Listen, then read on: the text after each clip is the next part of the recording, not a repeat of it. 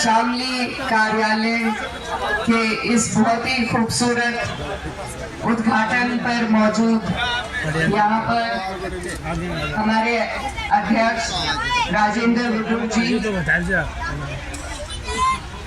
पूर्व राज्य मंत्री श्री सुदीप पवार जी, पूर्व ब्लॉक प्रमुख श्री शेर सिंह राणा जी, मेरे चाचा मुस्तकीम जी, यशपाल सिंह चाचा पप्पन जी, सुशील शर्मा जी, इस्लाम एमडी जी, मुकेश राणा जी, मकसूद चाचा और शामली के हमारे जितने भी यहाँ पर बड़े बुजुर्ग और मेरे पापा के साथी और मेरे भाई, सभी को मेरा नमस्कार, अस्सलाम वालेकुम। आज थोड़ा गला खराब है, पहले माफी चाहती हूँ। मुझसे पहले जो हमारे पूर्व में सभी वरिष्ठ लोग पार्टी के और हमारे जिले के नेतागण जो आपको बातें बता गए हैं, तो हालात साफ है, आपको देश के हालातों का सही जायजा है। और मैं इस पे बस यही कहना चाहती हूँ कि सूरज के खुदाओं की ये कोर निगाही है, सूरज के खुदाओं की ये कोर निगाही है। महलों में उजाला है, कुटियों में सिहाई है, महसूस ये होता है ये दौरे तबाही है, शीशे की अदालत है और पत्थर की गवाही है। जिंदाबाद, जिंदाबाद। तो जो देश में हालात चल रहे हैं और जिस तरीके से सरकार हमारे देश को लेकर चल रही है, आप लोग उससे वाकिफ हैं। और आज जो हम यहाँ इकट्ठा हुए हैं, तो लोकसभा का चुनाव है, मकसद आपके सामने है कि हमें ये तानाशाहों की सरकार को बदलना है। ये सरकार 10 साल से हमारे ऊपर है, हमारे ऊपर काबिज है, न किसी की सुनवाई हुई है, न किसी के लिए कोई काम हुआ है, न कोई योजना बनाई गई है। तो जो व्यवस्था इतनी बिगड़ जाती है, उसमें सुधार लाने के लिए बदलाव लाना जरूरी है। और बदलाव का आपके हमारे पास सिर्फ एक ही माध्यम है, हमारा वोट है। हम सिर्फ अपने वोट से बदला ले सकते हैं। और आने वाली 19 तारीख है, जो आपके लोकतंत्र का जश्न है, आपका वोट का अधिकार है, आपको उस दिन उसे इस्तेमाल करना है। हमारा ये जो जिला है, हमारे जिले में बहुत ऐतिहासिक परिणाम दिए थे 2022 में। जिले में यहाँ से भाजपा का सुपड़ा साफ करने का काम किया था।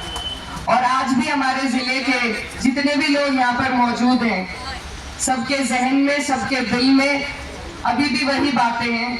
क्योंकि आपका कोई भी कामों का निस्तारण अभी तक हुआ नहीं है, चाहे वो हमारे गन्ने का भुगतान हो या हमारा एमएसपी का दावा हो, आज तक अधूरा है। हमारे 700 किसान भाई शहीद हुए, लेकिन सरकार ने नहीं सुनी। किसानों पर गाड़ी चलाई गई, उन्हें कुचला गया, लेकिन ये सरकार नहीं देगी। आज ये सरकार झूठे वादे देकर हमें बहलाना फुसलाने का काम कर रही है। लेकिन हमने मेरठ की मीटिंग में देखा कि जो हमारे पश्चिम के किसान नेता हैं, बड़े नेता रहे हैं और आज भी हैं, उनको किस तरीके से उनका अपमान किया गया, ये हम नहीं भूल सकते।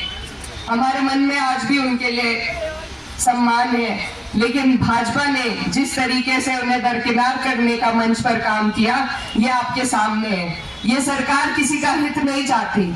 ये सरकार तो बस हमें आपस में लड़ाकर, कुछ पूंजीपति इनके साथी हैं, उनकी जेबें भरने का काम करना चाहती है और दूसरे हाथ से वही कमाई इलेक्टोरल बॉन्ड के जरिए उनसे ले लेती है। तो ये जो सरकार है, इसका ये कारवां 10 साल तक चल गया। अब अगर आप और हम आज भी ना समझे तो सरकार की गलती नहीं, फिर गलती हमारी है। क्योंकि ये हमारे पास मौका है। ये 5 साल के इंतजार के बाद, 5 साल की पछतावे के बाद ये मौका आता है। और अगर अब भी हम इससे चूक गए तो फिर से 5 साल का पछतावा होगा। हम जब यहाँ मीलों पर धरने देते थे, धरनों पर बैठते थे, तो हमारे बड़े बुजुर्ग सब यही कहते थे कि जब वक्त आएगा तो बताएंगे। आज ये वक्त आपके हमारे सामने है। अगर आज हमने इस वक्त की अहमियत को ना समझा, आपस की छोटी मोटी नाराजगियों से अगर हमने इस सरकार को दोबारा अपने ऊपर हावी होने दिया, तो हम फिर 5 साल के लिए पछताएंगे। तो मेरे सभी बड़े बुजुर्ग, ये हमारे मुस्तकबिल का सवाल है, हमारे आने वाले कल का सवाल है। अगर आज हमने इसमें सुधार नहीं किया तो कल को पछतावा होगा। यहाँ से हमारे जो माननीय सांसद जी हैं, उनका कार्यकाल भी आपके समक्ष है। वो डबल इंजन की सरकार के सांसद थे। इतनी ताकत अगर कभी मेरे वालिद साहब को मिली होती तो वो पता नहीं क्या से क्या करते, आप लोग जानते हैं। लेकिन एक सांसद होना अपने आप में कम बात नहीं है, और डबल इंजन की सरकार का सांसद वो अपने क्षेत्र के लिए, अपने लोगों के लिए बहुत कुछ कर सकता है, लेकिन कर तभी सकते हैं जब इच्छा हो, और इच्छा है ही नहीं, इच्छा दिखाई ही नहीं दी। आप लोग सभी इस बात को जानते हैं कि एक जनप्रतिनिधि का सबसे पहला कर्तव्य अपने लोगों के बीच में आना जाना, उनके सुख दुख में शामिल होना, उनकी समस्याओं को समझना, उसका निस्तारण कराना या उसे बुलंदी से पार्लियामेंट में उठाने का होता है। हमारे यहाँ हम खुद शामिल हुए, कई धरने हमने दिए, लेकिन एक भी धरने की आवाज संसद में हमने उठती नहीं देखी। तो ये हमारे लोगों के साथ ये छल ही है एक तरीके से। आज आप अपनी आवाज को बुलंद कर सकते हैं, आपके पास मौका है। तो मैं बस यही कहना चाहती हूँ कि आप लोग इस मौके की नजाकत को समझे। ये बहुत अहम है, हम हर कहीं जाकर नहीं लड़ सकते, और जिस तरीके से भाजपा वाले वोट मांगते हैं सिर्फ प्रधानमंत्री जी के चेहरे पर, लेकिन हमारे काम तो यहाँ प्रधानमंत्री करने नहीं आएंगे, न मुख्यमंत्री करने आएंगे। काम तो आपका लोकल जनप्रतिनिधि करेगा, और जब आपका लोकल नेता आपके काम ना आए तो ना आपको सरकारों का लाभ मिलेगा, चाहे डबल या ट्रिपल इंजन हो जाए, आपको किसी का लाभ नहीं मिलेगा जब आपका यहाँ का नेता आपको लाभ नहीं दिला पाएगा। तो इस बात को हमें समझने की जरूरत है। कई लोग बहलाने फुसलाने की कोशिश करते हैं कि भाई सरकार को वोट दे दो। आपके पास भी आएंगे बहुत लोग कि सत्ता में रहो, सत्ता को वोट दो, तभी तो कुछ फायदा मिलेगा। लेकिन मैं आपसे सबसे पूछना चाहती हूँ, अब तक भी सत्ता में यहाँ पर भाजपा वाले रहे, 10 साल रहे, आपको कुछ फायदा मिला? कोई आपके काम आया? तो इसमें सोचने की यही बात है कि सत्ता को वोट देकर फायदा तब है जब आपकी अगुवाई करने वाला आदमी मजबूत हो। तो ये उसी का चुनाव है। हम हर सीट पर जाकर नहीं लड़ सकते, हम सिर्फ अपनी सीट पर लड़ सकते हैं, अपनी सीट पर मजबूती ले सकते हैं। तो हमें अपनी कैराना सीट को ही मजबूत करने का काम करना है, और ये सीट आप लोग बड़े हैं, आपके सहारे से ही ये मजबूती मिल पाएगी। ये शामली शहर है, मेरे वालिद साहब यहाँ से विधायक भी रहे, सांसद भी रहे, और यहाँ बहुत से चेहरे मैं देख रही हूँ जो मेरे वालिद साहब के साथ ही रहे हैं। आज उनकी कमी महसूस हो रही है, लेकिन आप लोग भी मेरे वालिद समान हैं, और मेरे पिताजी का इतना लगाव था शामली शहर से कि वो ईद की नमाज उन्होंने कभी कैराना नहीं पढ़ी, वो हमेशा शामली आकर अपनों के बीच में ईद की नमाज पढ़ते थे।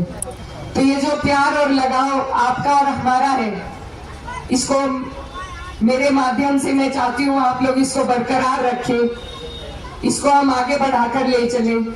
और इसीलिए आपके बीच में आपकी जिम्मेदारी बड़ी है, आप मेरे बड़े बुजुर्ग हैं, और आज मैं आप लोगों से, ये परिवार की सभा है, मैं वोट की अपील नहीं करने आई, मैं आप लोगों से आपको आपकी जिम्मेदारी सौंपने आई हूँ, क्योंकि ये चुनाव अब आपके सपुर्द है, ये आपकी जिम्मेदारी में है। आप मेरे बड़े हैं, आप लोग इस चुनाव की जिम्मेदारी को संभालेंगे तभी ये चुनाव हम जीत पाएंगे, क्योंकि चुनाव एलम से लेकर टोडरपुर मील तक है, इसमें सभी के सहयोग की, सभी के साथ की जरूरत है।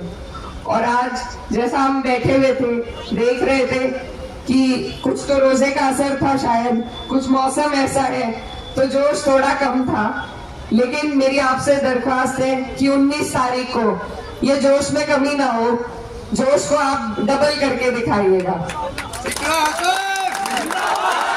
ये जो प्यार और मान सम्मान है आपका, ये जो प्यार और मान सम्मान है आपका, इसी को हमें जरूरत है वोटों में तब्दील करने की। हमारा चुनाव मजबूत है।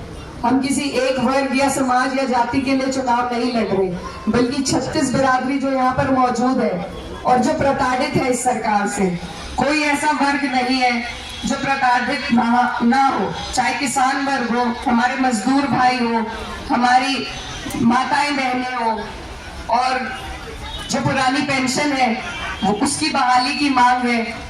तो कोई भी ऐसा आदमी नहीं है जो इस सरकार से कुछ गुहार लगा रहा हो और सरकार ने उसकी मंजूरी की हो। तो ये सभी लोग 36 बिरादरी, यहाँ पर किरणपाल कश्यप जी हमारे बीच में थे, उनका समाज आज हमारे साथ खड़ा है, क्योंकि भाजपा ने सिर्फ उनसे वोट लेने का काम किया, न कभी कुछ दिया, न सम्मान दिया, सिर्फ वोट लेते चले गए। और मेरा मानना है अगर कश्यप समाज बहिष्कार कर दे भाजपा का, तो भाजपा की एक भी सीट कहीं से नहीं निकल सकती। इसी की तरह हमारा सैनी समाज, जिनके साथ इन्हीं के जनप्रतिनिधि दुर्व्यवहार कर रहे हैं, हमारा ठाकुर समाज है, जाट समाज है, पाल समाज है, कोरी समाज है, दलित समाज है, सभी लोग परेशान नजर आ रहे हैं और इस बार एकजुट हो रहे हैं, क्योंकि काट की हांडी बार बार नहीं चढ़ती। बंटवारे की बातें हो चुकी, खत्म हो चुकी। हमारे यहाँ ना कभी कोई भेदभाव था, ना आज है। अब मुद्दे की बात होगी, अब विकास पे बात होगी, अब सम्मान की बात होगी, और ये स्वाभिमान का ही चुनाव है। अगर आप लोग सब अपनी स्वाभिमान की लड़ाई लड़ना चाहते हो, तो आप लोगों को इंडिया गठबंधन के साथ मजबूती से खड़ा होना पड़ेगा। ये सारी बातें आपके सामने हैं। आज हमारे चुनाव का कार्यालय का उद्घाटन हुआ है। आप लोग चुनाव आज से नहीं, कई सालों से लड़ते लड़ाते आए हैं। मुझे आपको बताने की जरूरत नहीं कि कैसे करना है, लेकिन क्योंकि रमजान है, अब फसल का समय आ गया है, तो आप लोग थोड़ा सा टाइम, ये 15-20 दिन का टाइम है, मेरी आपसे यही गुजारिश है कि थोड़ा थोड़ा टाइम आप थोड़ा चुनाव में भी दीजिए, क्योंकि ये हम सब के आने वाले कल का सवाल है। अगर आप लोग अपने अपने वार्ड की, अपनी गली की, अपने मोहल्ले की, अपने गांव की जिम्मेदारी लें और ध्यान दें सबसे ज्यादा वोट परसेंटेज पे। हमारा चुनाव सत्ता के पक्ष से चुनाव है, वो हर हथकंडे आजमाएंगे, वो सारी कोशिशें करेंगे जैसे आज तक करते आए हैं, लेकिन आपको और हमें घबराना नहीं है। हमें हिम्मत से काम लेना है और अपनी मजबूती रखनी है, बूथ की मजबूती रखनी है, बूथ की और वोट की मजबूती रखनी है।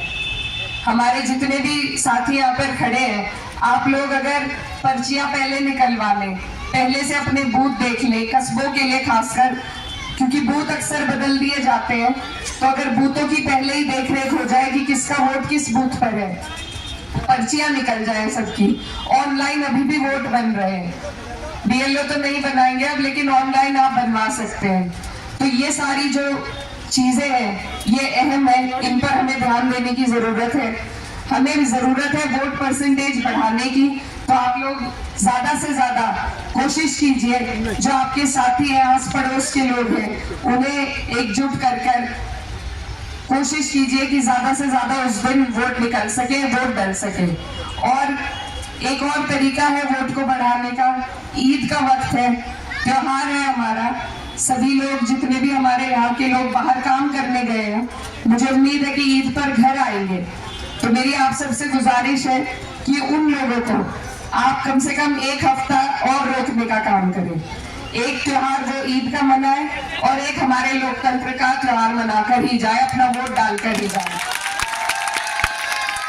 नमाज का वक्त हो गया है, तो यही अपनी बात खत्म करती हूँ। आप सबसे दुआओं की दरखास्त है। बहुत बहुत शुक्रिया।